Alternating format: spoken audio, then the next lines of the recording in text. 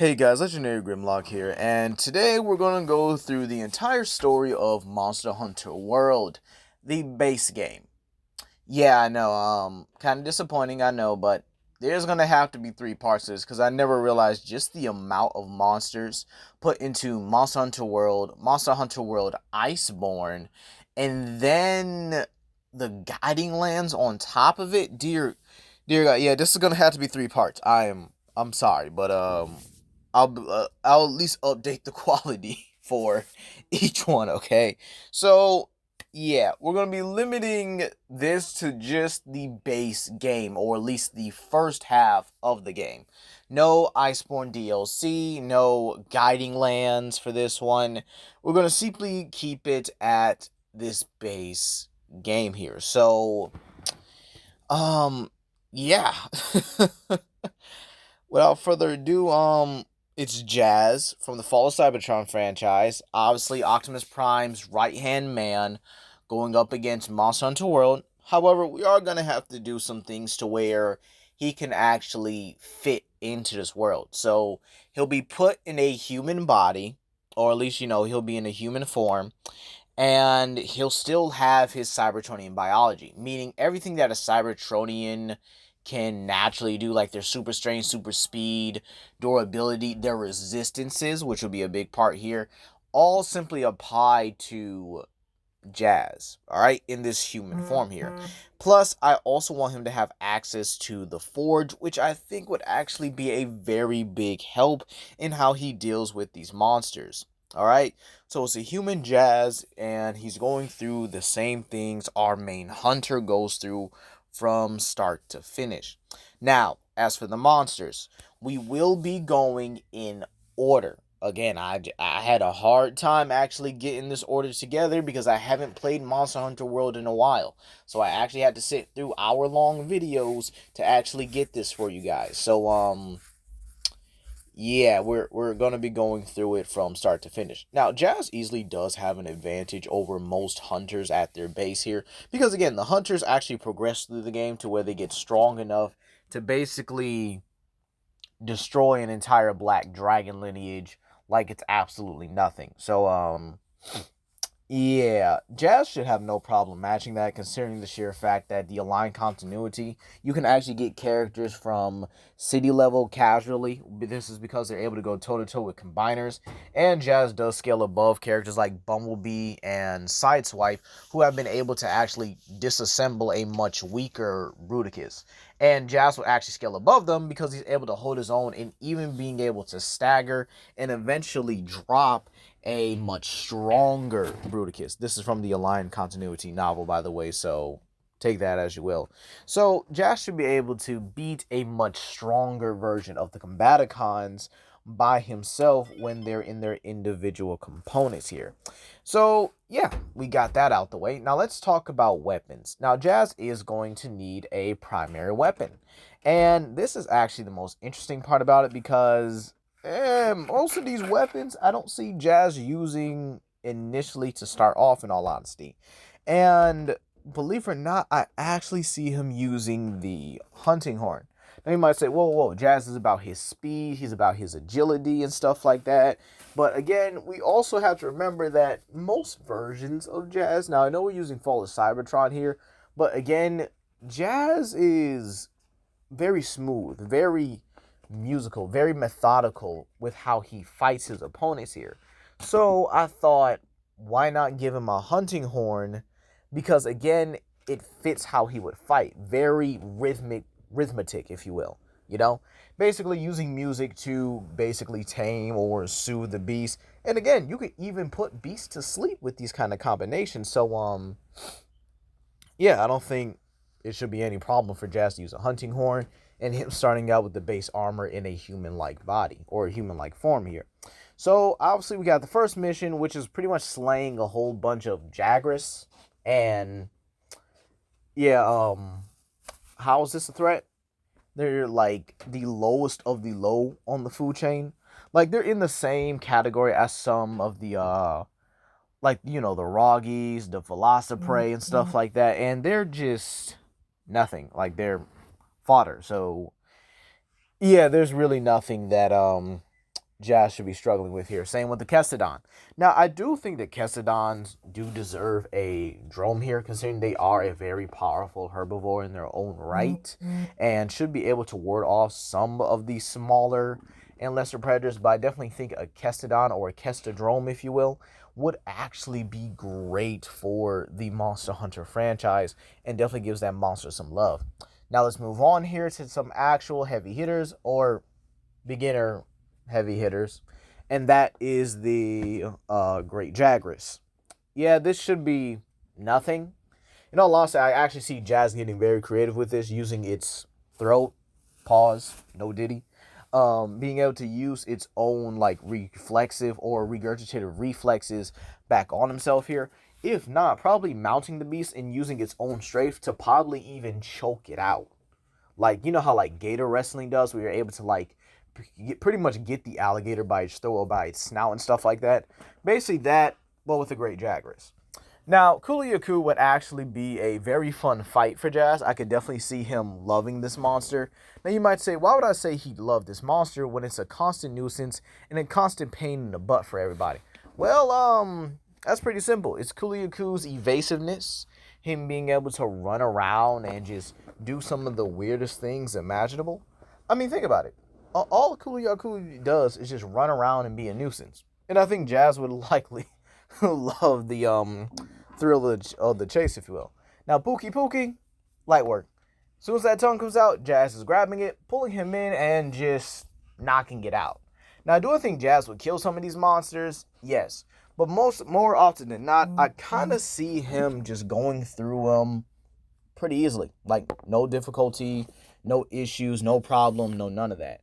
There's really no reason for Jazz to struggle with a lot of these monsters here, and Pookie's one of them. I mean, sure, you could probably say, oh, well, what about the poison? I mean, Cybertronians are capable of withstanding poison unless it's directly inside of their body.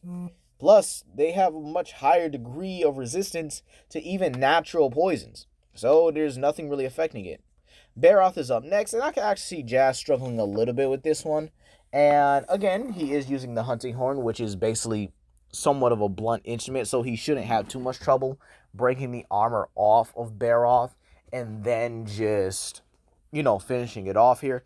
But again, I actually see Jazz pretty much beating Barroth and likely making it into a new hunting horn. Now, Girototus is where Jazz definitely gets his armor. I definitely think Jazz would love the sleekness, I guess you could say the unpredictability of Girototus in how it fights, how it moves. Plus, it's a Piscine Wyvern, to which I think Jazz will actually have an appreciation for it. Now, you might say why. It's because Jazz is more of an elegant and smooth fighter, to which Girototus actually seems to fit. So again, I don't see a problem with it, and I do see Jazz using Turf Wars to his advantage here, to which I can definitely see Girototus being his first armor.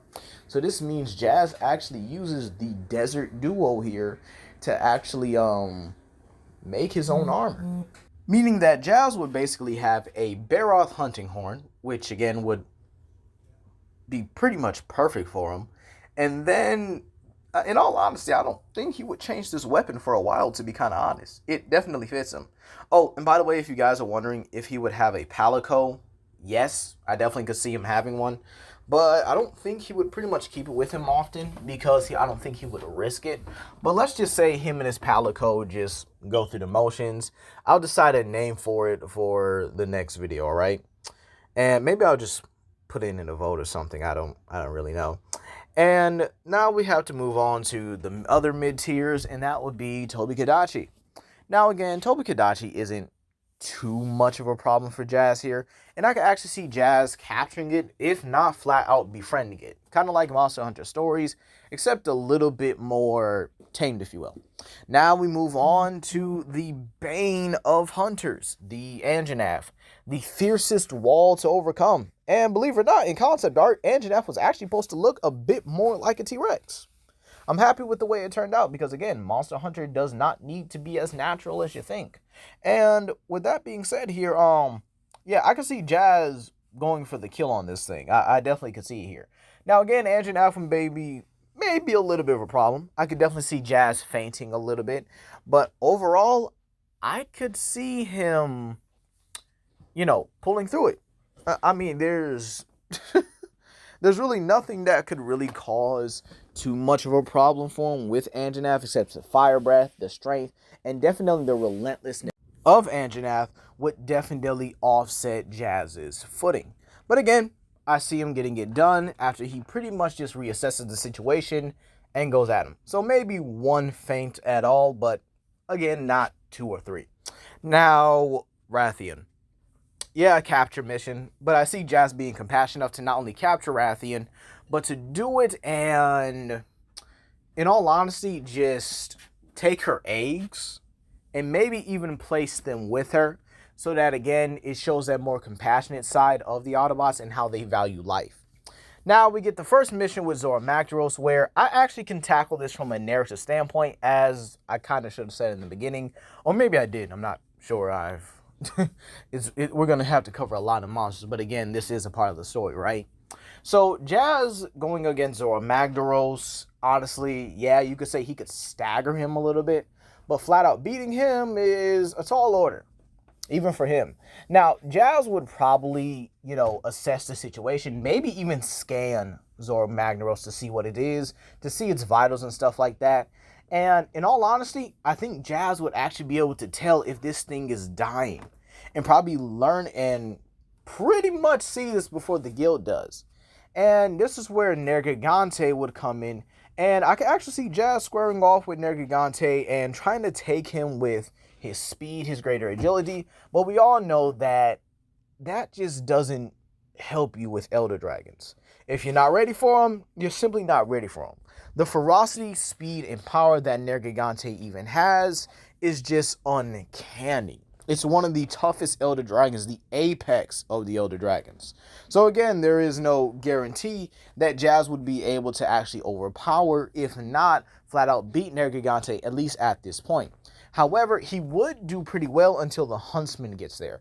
Now, Jazz would probably tackle this like his Baver's counterpart with Brawl, using Nergigante's lack of actual firepower to be able to, take advantage of it. But then, again, the Huntsman would come in and probably just clean it up because, again, I do see Jazz kind of, getting hit with one of the spikes and just not being ready for that entirely.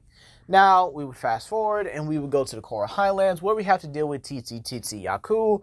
And this is really nothing. I mean, blocking it would probably do, or just getting out the way here. I mean, most Cybertrons are faster than light anyway, so it's not hard here.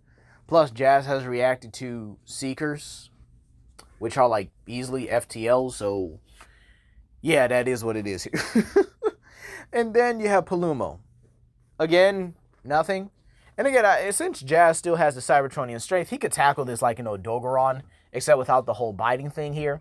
Jazz could easily just weave around most of the cute and angry combos that Palumo has and just slam it into the ground.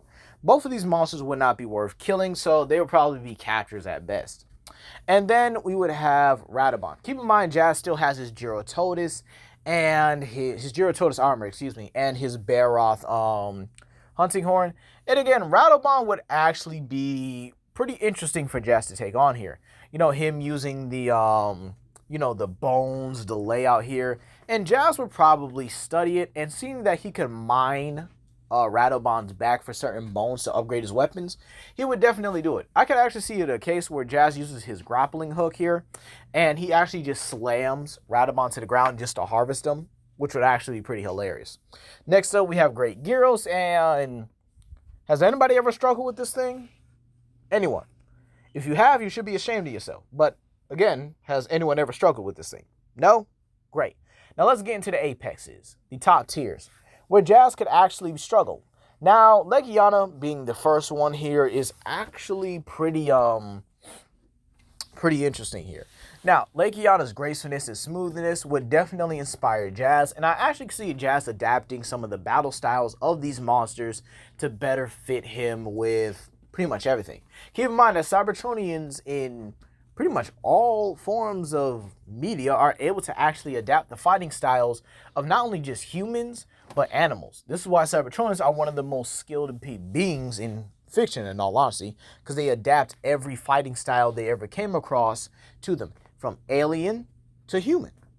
Now, Jazz being able to adapt the fighting style of Legiana would probably pick up on the gracefulness and the way that Legiana pretty much moves, and this would help it with Odogaron.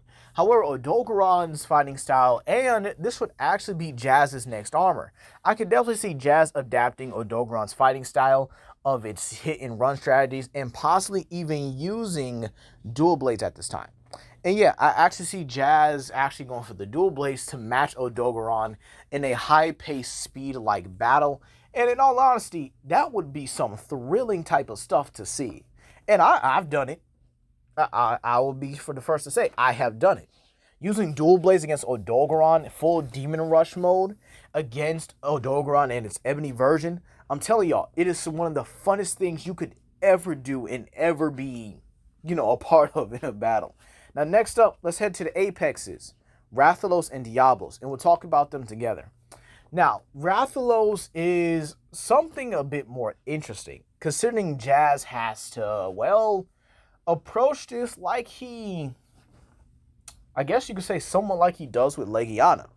Except, I actually see Jazz using his grapple hook to kind of maintain a mount on Rathalos rather than his grapple hooks here. And keep in mind, Jazz would have plenty of experience with weapons at this moment. Longsword, dual blades, bows, and stuff like that. I actually see him using a bow against Rathalos because I think it would actually be funny if Jazz could actually use close quarters combat with how he's now adapted the fighting styles of things like Legiana, Odogaron, and other monsters to him, and just uses their, I guess you could say, their fighting styles to kind of balance his own here. And keep in mind, Cybertroners know how to balance even different fighting styles together. So, yeah, that makes him a lethal combo. Diablos, this Jazz is toying around with this one. I could definitely see it here. Definitely treating Diablos like a bull, which it pretty much is here. It's just a giant bullfight. But again, just on a whole nother, more dangerous level, right? And again, I don't know what weapon Jazz would use here. Maybe dual blades, maybe his long sword, or maybe he would actually pace himself here and use a great sword.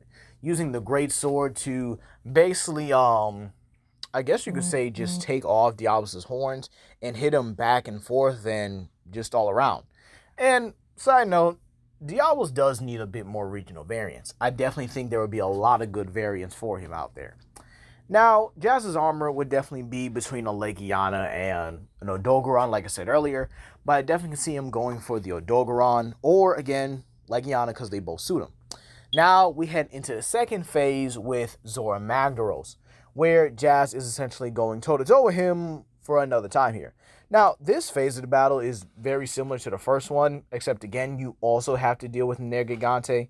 Now, again, a lot of people thought Nergigante was targeting Zora Magdaros in order to eat the energy that he was here.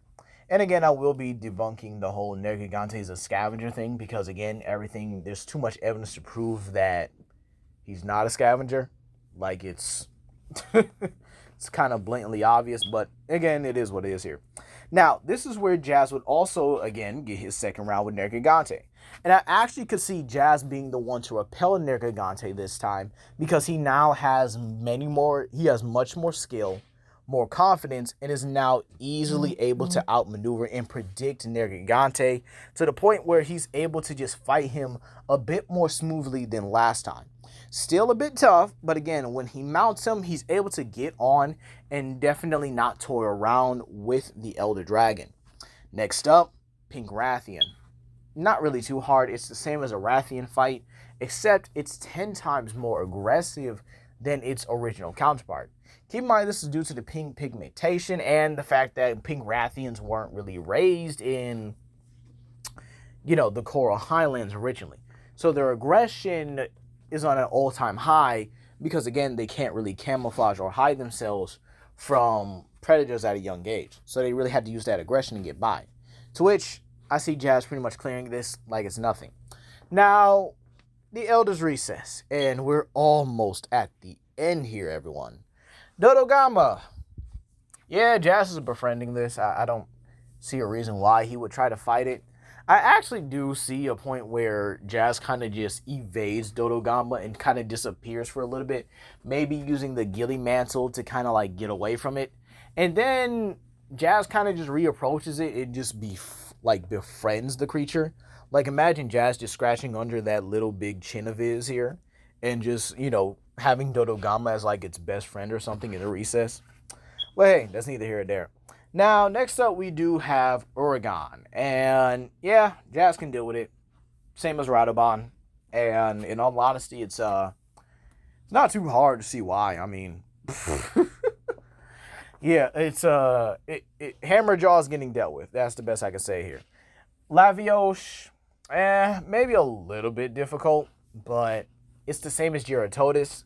And I kind of see Jazz kind of like fishing it a little bit out of the lava instead of just, waiting here for it to like come out and, trying to attack him here. I actually see Jazz trying to like use his grapple hook or using any means necessary to like fish out Lavioche here, or maybe using the stalagmite ceiling of the magma area to fill in the holes, meaning that Lavioche has to only come up by one and eventually leave that area. Now, finally, the Elder Dragons. Dear Lord, I'm going to need a drink after this. And we have Kushala Daora. Now, Wind Blaster himself, the Wind Master, God of the Winds, right? I don't think too much difficulty is pretty much here for this here. I think that Jazz should be able to get this done. Yes, definitely high difficulty, of course, here. And I definitely see Jazz utilizing the poison blades of maybe... what's a poison animal at this time? Maybe a Rathian. Yeah, I definitely see him using a Rathian longsword or sword and shield or a charge blade or a charge axe, excuse me. And just using that to basically weaken Kushala Daora throughout the course of the fight here. And I think he would try to capture it, but realizing Elder Dragons, can't be captured, yeah, he would definitely go back on that and definitely have to reaffirm his strategy of being able to beat Elder Dragons. Now, next up, we will have Teostra, and again, Jazz will be able to get this done here. Keep in mind, Jazz has now far more experience than he does. Jazz is now a lot more cautious. He's not playing around. And now that he knows he can't capture Elder Dragons, this is where the fun basically begins here. Jazz can actually cut loose against these beasts and actually kill them. He's still using his super strength here. And imagine him with his super strength, but he's able to use like the Hunter's hammers with just one arm or the Hunter's greatsword with just one arm. That's insane strength we're talking about here. And again, him using that would probably allow him to go through all the other Elder Dragons pretty easily. I do think Teostra is high difficulty because Jazz would definitely have to evade those explosions. Valhazak is pretty much a wild card here. Because again, I don't think the Effluvium can affect him or try to eat away at him. Because again, Jazz still has his Cybertronian biology. So it's very possible he would just, deal with it, Valhazak is still powerful, is still dangerous, but the Effluvium can't affect him. Now, Kieran is gonna be Jazz's funnest fight. I can definitely see it here. With Kieran's electricity, the way he's able to predict it, and Jazz may actually get amped from this considering Cybertronians are able to get boosted from electrical attacks here. So it's very possible Kieran gives him an amp on accident. Now, if this was the Orish Kieran, which pretty much can freeze all the air in the atmosphere, yeah, that would be a GG in all honesty. Then you have Black Diablos. Now you might say, wait, how did I just go from all these Elder Dragons to Black Diablos? Well, apparently that's how the game introduces it. But I just, Black Diablos, Azor Rathalos, and Bezogus here. I'll just talk about Azor Rathalos because, again, this video is long enough as it is here, and I'm getting very tired. Now, Black Diablos here is pretty much just an oversized bullfight, and Jazz would definitely be sweating, especially with the sheer fact that Black Diablos is 10 times more aggressive and 10 times stronger and faster than our regular Diablos. Now, Bezogus, I know what you guys are going to say, but hear me out, right? I actually see, excuse me, I see Jazz beating it, like, very easily, too. I actually see him using his bow and arrow, and he would actually figure out that when the scales glow, that they're highly explosive. So what's to stop Jazz from just weaving out the way and just nailing Betelgeuse in the throat with a bow, or him using like his grapple hook and just slinging his blade or something right into the explosive sacks, no diddy, of Betelgeuse. Now let's talk about Nergigante, and this is where I think the story actually changes here. Jazz would see Nergigante frantically looking around and figuring out why he chased away the Elder Dragons. It's because Jazz would probably have scanned the Elder's recess and figured out where Xeno'jiiva is, likely luring Nergigante, or pretty much having Nergigante come down there with him in order to face down Xeno'jiiva. Meaning the final battle is a hunter and an Elder Dragon teaming up to defeat this infantile black dragon. And with them possibly covering each other, or Jazz covering Nergigante the best he can, yeah, I actually see the fight getting done. So, yeah, this concludes part 1. And I would definitely have to award Jazz a high difficulty at best here. I think Jazz he gets it done. But again, he is going to struggle a little bit. But that's going to be all today, you guys. Please comment down below, like and subscribe and share with your friends. This is Legendary Grimlock, and I'll see you guys for part 2. Peace.